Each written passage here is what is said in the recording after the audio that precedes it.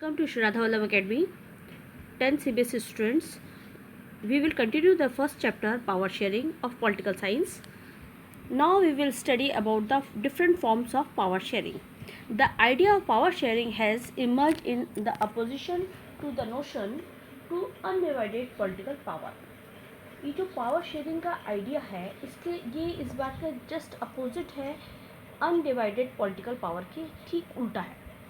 For a long time, it was believed that all power of a government must reside in one person or a group of persons located at one place. बहुत लंबे समय से हम ये विचार किया जाता था कि जो पूरी गवर्नमेंट को चलाने की जो पावर है वो एक व्यक्ति या एक ग्रुप ऑफ पर्सन्स में होनी चाहिए जो एक ही जगह पर हो. पूरी पावर एक ही व्यक्ति होनी चाहिए या ग्रुप ऑफ पर्सन्स होनी चाहिए जो एक जगह हो. It was felt that if the power to decide is dispersed, it would not be possible to take quick action decisions and to enforce them. ऐसा माना जाता था, ऐसा महसूस किया जाता था कि अगर पावर जो डिसाइड करने की पावर है अगर वो बिखरी हुई होगी, डिस्पर्स्ड होगी, तो क्विक डिसीजन लेना, क्विक एक्शन लेना, उनको इन डिसीजंस को इन्फोर्स करना पॉसिबल नहीं होगा. But these notions have changed with the emergence of democracy. लेकिन जैसे जैसे डेमोक्रेसी का विचार आता गया, डेमोक्रेसी का इमर्जेंस हुई, हम लोग ये आइडियोलॉजी धीरे धीरे चेंज होती चली गई. One basic principle of democracy is that people are the source of all political power. Democracy का मुख्य विचार, मुख्य सिद्धांत ये है कि जितनी भी पॉलिटिकल पावर है वो उसका सोर्स क्या है? लोग है, पीपल है. In a democracy people rule themselves through institutions of self government. ऐसा माना जाता है कि डेमोक्रेसी मीन्स पीपल खुद शासन करेंगे. किसके द्वारा? सेल्फ गवर्नमेंट की इंस्टीट्यूशंस, संस्था के द्वारा. In a good democratic government due respect is given to diverse groups and views that exist in a society. एक अच्छी डेमोक्रेटिक गवर्नमेंट में ये माना जाता है कि वो अलग अलग टाइप के विचारों वाले लोगों को, सोसाइटी में जो भी हैं उनके व्यूज़ को का आदर करेंगे और रिस्पेक्ट देंगे. डिफरेंट टाइप के ग्रुप्स की, डाइवर्स ग्रुप्स जो हैं उन सब की रिस्पेक्ट की जाएगी, उन सब की बात मानी जाएगी. Everyone has a voice in the shaping of public policies. Public policies बनाने में हर एक व्यक्ति के विचारों का आदर सम्मान किया जाएगा, उसको भी तवज्जो दी जाएगी. Therefore, it follows that in democratic political power should be distributed among as many citizens as possible. इसीलिए ये माना जाता है कि जो डेमोक्रेसी में पॉलिटिकल पावर है वो जितनी ज़्यादा से ज़्यादा लोगों में पॉसिबल हो उतनी ज़्यादा लोगों में शेयर की जाए. इसीलिए मॉडर्न डेमोक्रेसी में पावर की शेयरिंग ज़रूरी हो गई, की गई.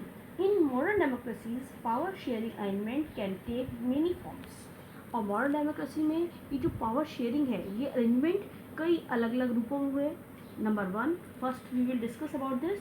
Power is shared among different organs of government such as legislature, executive and judiciary. हमने जैसा पहले पढ़ा था कि जो गवर्नमेंट है उसके 3 ऑर्गन्स हैं. कौन कौन से? Legislature, executive and judiciary.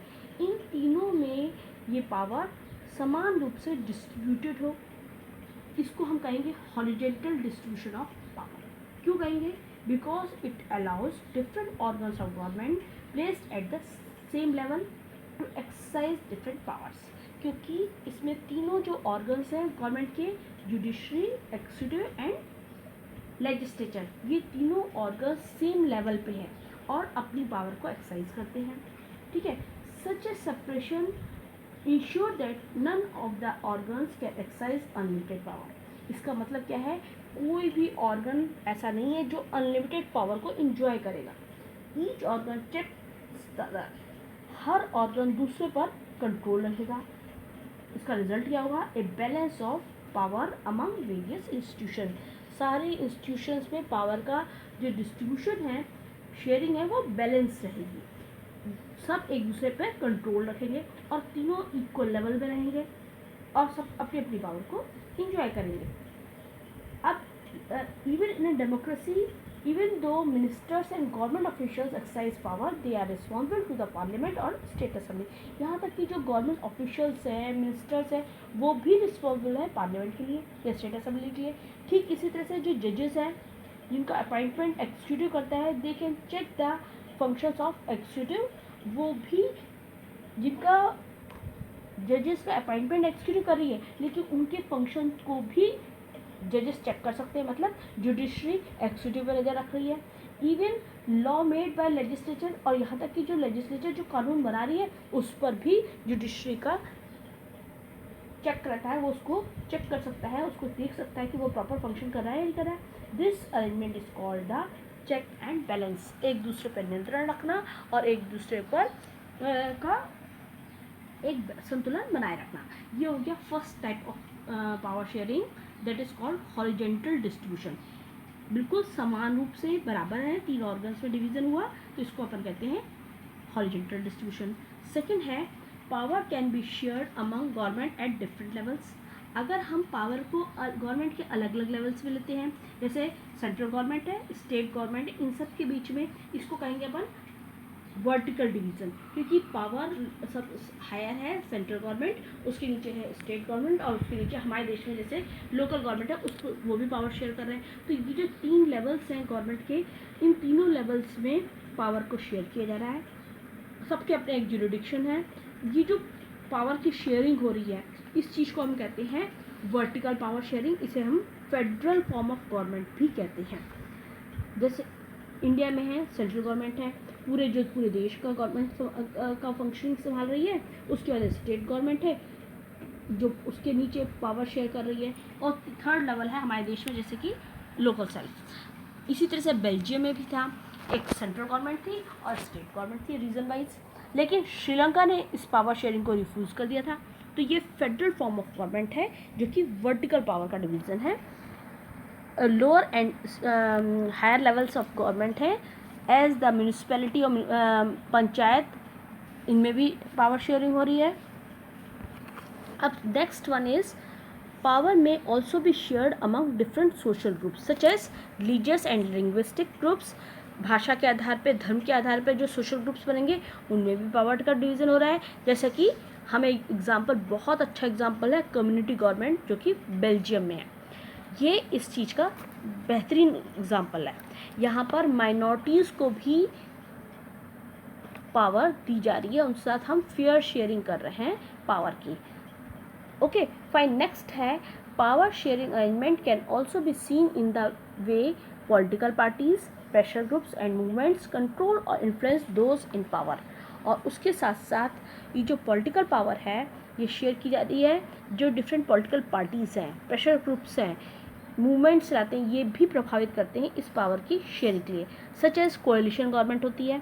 जैसे कि suppose power does not remain in one hand, power is shared among different political parties that represent different ideology and social groups. जो डिफरेंट पॉलिटिकल पार्टीज़ हैं वो अलग अलग विचारधारा और सोशल ग्रुप्स की हैं, उनमें भी पावर शेयरिंग हो रही है. This kind of sharing can be directed when 2 or more parties form an alliance to contest election. जब 2 या 2 अधिक पॉलिटिकल पार्टीज आपस में मिल करके एक अलायंस बना लेती है, समझौता कर लेती हैं और फिर इलेक्शन लड़ती हैं, तो इसको कहेंगे अपन if their alliance is elected. अगर ये जीत जाती है, they form a coalition government और एक कोएलिशन गवर्नमेंट बनाएंगे.